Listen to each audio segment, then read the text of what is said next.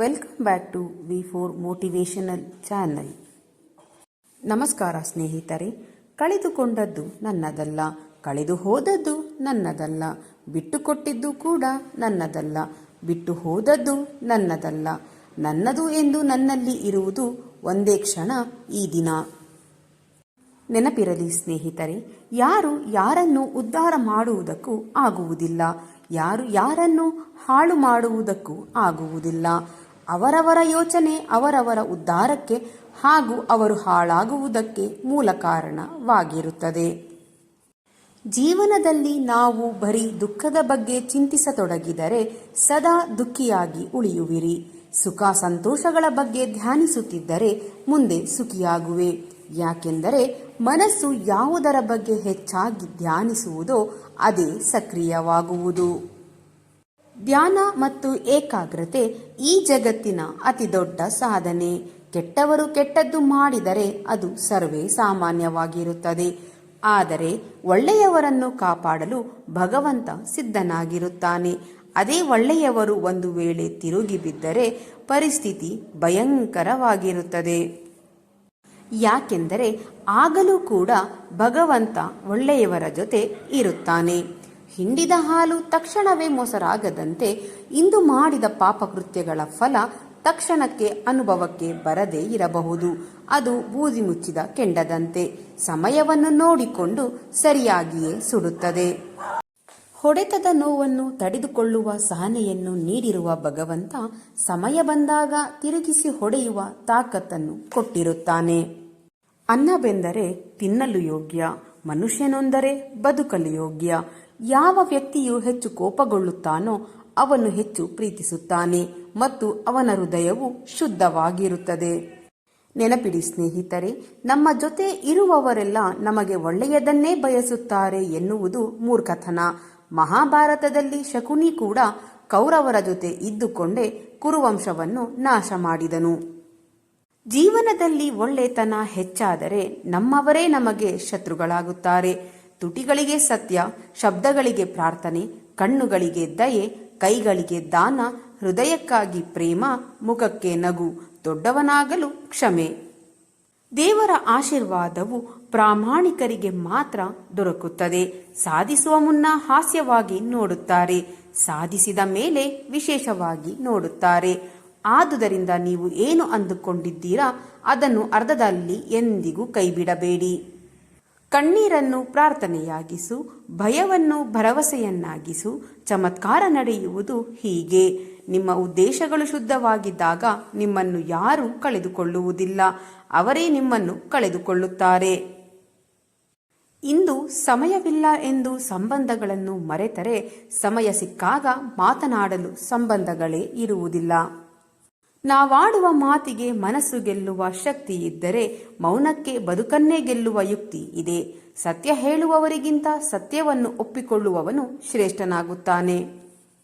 ಬೇರೆಯವರ ಅನಾಚಾರವನ್ನು ಸ್ಪಷ್ಟ ರೂಪದಿಂದ ಸತ್ಯ ಹೇಳುವವನು ತನ್ನ ಅನಾಚಾರವನ್ನು ಅಸ್ಪಷ್ಟ ರೂಪದಿಂದ ಅಸತ್ಯ ಹೇಳಿದರೆ ಬೇರೆಯವರ ಅನಾಚಾರದ ಬಗ್ಗೆ ಮಾತನಾಡುವುದಕ್ಕೆ ಅರ್ಹನಲ್ಲ.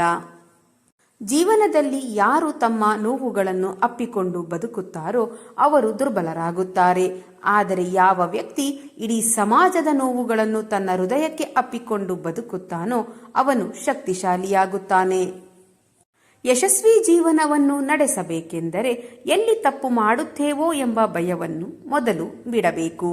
ಕಲಿಯುಗದಲ್ಲಿ ಶಾಪ ತಟ್ಟೋದಿಲ್ಲ, ಅವರವರ ಕರ್ಮಗಳೇ ಶಾಪವಾಗಿ ಅವರವರಿಗೆ ತಟ್ಟುತ್ತದೆ. ಜೀವನದಲ್ಲಿ ತನ್ನಂತೆ ಎಲ್ಲರನ್ನೂ ಕಂಡು ಎಲ್ಲರ ಸುಖ ದುಃಖಗಳಿಗೆ ಯಾರು ಸ್ಪಂದಿಸುತ್ತಾರೋ ಅವರೇ ನಿಜವಾದ ಯೋಗಿ. ದೇವರು ನಿಮಗೆ ಬೇಕಾದ ಜನರನ್ನು ನೀಡುವುದಿಲ್ಲ, ಆದರೆ ನಿಮಗೆ ಅಗತ್ಯವಿರುವ ಜನರನ್ನು ಮಾತ್ರ ನೀಡುತ್ತಾನೆ. ಎಂದಿಗೂ ಕೂಡ ಜೊತೆ ಇರುವವರೆಲ್ಲ ನಮ್ಮವರೇ ಎಂದು ಬೀಗಬೇಡಿ. ಅವರಿಗೆ ಬೇಕಾದವರು ಜೊತೆಯಲ್ಲಿದ್ದಾಗ ನಿಮ್ಮನ್ನು ಕಡೆಗಣಿಸಿ ದೂರ ಹೋಗುತ್ತಾರೆ. ಜೀವನದಲ್ಲಿ ಮನುಷ್ಯರ ಮೇಲೆ ನಂಬಿಕೆ ಇಟ್ಟವರು ಭಯಪಡಬಹುದು, ಆದರೆ ಭಗವಂತನ ಮೇಲೆ ಭರವಸೆ ಇಟ್ಟವರು ಯಾವುದರ ಮೇಲೂ ಭಯಪಡುವ ಅಗತ್ಯವಿಲ್ಲ. ಅಂಗೈಯಲ್ಲಿ ಅದೃಷ್ಟದ ರೇಖೆಯನ್ನು ಹುಡುಕುವುದರ ಬದಲು ಬದುಕುವ ದಾರಿಯನ್ನು ಹುಡುಕಿದರೆ ಬದುಕು ಬದಲಾಗುವುದು. ಸಾಧ್ಯವಾದದ್ದನ್ನು ಮಾಡಲು ಶಕ್ತಿ ಸಾಕು, ಅಸಾಧ್ಯವಾದದ್ದನ್ನು ಮಾಡಲು ವಿಶ್ವಾಸ ಮುಖ್ಯ. ಶಕ್ತಿ ಮತ್ತು ವಿಶ್ವಾಸಗಳಿಂದ ಎಲ್ಲವೂ ಸಾಧ್ಯ. ನೆನಪಿಡಿ ಸ್ನೇಹಿತರೆ, ಮನುಷ್ಯನಿಂದ ಮನುಷ್ಯನನ್ನು ಬೇರ್ಪಡಿಸುವುದು ಎರಡೇ, ಒಂದು ನಾಲಿಗೆ, ಮತ್ತೊಂದು ಹಣ. ಧರ್ಮದಿಂದ ಬದುಕುವವರನ್ನು ಧರ್ಮವೇ ರಕ್ಷಿಸುತ್ತದೆ. ಒಂದು ವೇಳೆ ನೀವೇನಾದರೂ ಜೀವನದಲ್ಲಿ ಸೋತಿದ್ದರೆ ಮತ್ತೊಮ್ಮೆ ಪ್ರಯತ್ನಿಸಿ ನೋಡಿ. ಈ ಸಮಯ ನಿಮ್ಮದಾಗಿರಬಹುದು. ಪ್ರತಿಯೊಬ್ಬರ ಕಷ್ಟಕ್ಕೆ ನೀವು ಸ್ಪಂದಿಸಿ. ನಿಮ್ಮ ಕಷ್ಟಕ್ಕೆ ಖಂಡಿತ ಭಗವಂತ ಸ್ಪಂದಿಸುತ್ತಾನೆ. ನಮ್ಮೊಳಗಿರುವ ವಿದ್ಯಾರ್ಥಿ ಕಲಿಯಲು ಒಪ್ಪಿದರೆ ಎಲ್ಲರೂ ಗುರುಗಳೇ. ಹಾಗೆ ಸಾಧಿಸಲು ಸಮಯವನ್ನು ವ್ಯರ್ಥ ಮಾಡಬೇಡಿ. ನಿಮ್ಮನ್ನು ನೋಯಿಸಿದವರು ಕೊನೆಗೆ ಅವರ ಕರ್ಮಫಲವನ್ನು ಅವರೇ ಅನುಭವಿಸುತ್ತಾರೆ. ಒಳ್ಳೆಯದು ಹಾಗೂ ಕೆಟ್ಟದ್ದು ಎರಡೂ ನಮ್ಮೊಳಗೆ ಇದೆ. ಯಾವುದನ್ನು ಹೆಚ್ಚು ಉಪಯೋಗಿಸುತ್ತಾ ಹೋಗುತ್ತೇವೆಯೋ ಅದೇ ಬೆಳೆಯುತ್ತದೆ. ಜೀವನದಲ್ಲಿ ಕಾಯುವುದನ್ನು ಕಲಿಯಬೇಕು. ಯಾಕೆ ಗೊತ್ತಾ? ಇಲ್ಲಿ ಎಲ್ಲವೂ ಸಮಯಕ್ಕೆ ತಕ್ಕಂತೆ ನಡೆಯುವುದಿಲ್ಲ. ನೀರಿನಂತೆ ಬದುಕಬೇಕು.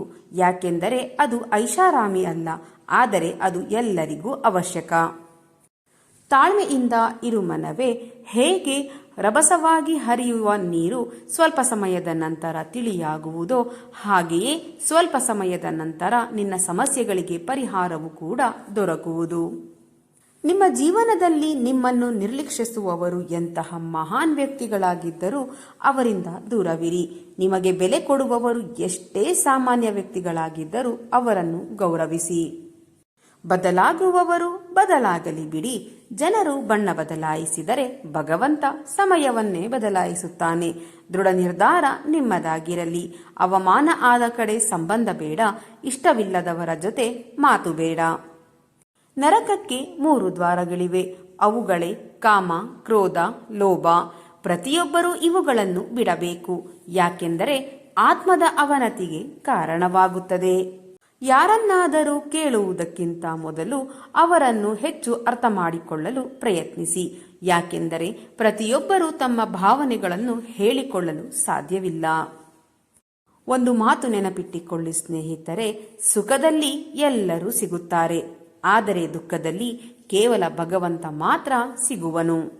ವಯಸ್ಸಿನಲ್ಲಿ ಯಾರಾದರೂ ದೊಡ್ಡವರಿರಬಹುದು ಅಥವಾ ಚಿಕ್ಕವರಿರಬಹುದು, ಆದರೆ ವಾಸ್ತವದಲ್ಲಿ ಯಾರ ಹೃದಯದಲ್ಲಿ ಕರುಣೆ, ಸ್ನೇಹ, ದಯೆ, ಪ್ರೀತಿ, ಗೌರವದ ಭಾವ ತುಂಬಿರುತ್ತದೆಯೋ ಅವರೇ ದೊಡ್ಡವರು.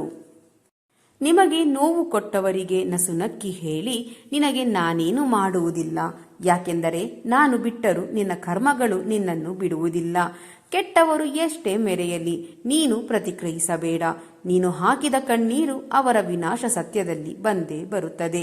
ಆಗ ನೀನು ಹಾಕಿದ ಕಣ್ಣೀರಿನ ಬೆಲೆ ಅವರಿಗೆ ತಿಳಿಯುತ್ತದೆ.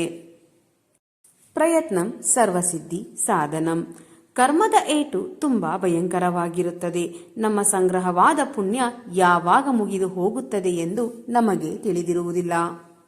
ಜೀವನದಲ್ಲಿ ನಾವು ಮಾಡಿರುವ ಪುಣ್ಯಗಳು ಮುಗಿದ ಮೇಲೆ ಸಮರ್ಥ ರಾಜರೂ ಕೂಡ ಭಿಕ್ಷೆ ಬೇಡಬೇಕಾಗುತ್ತದೆ.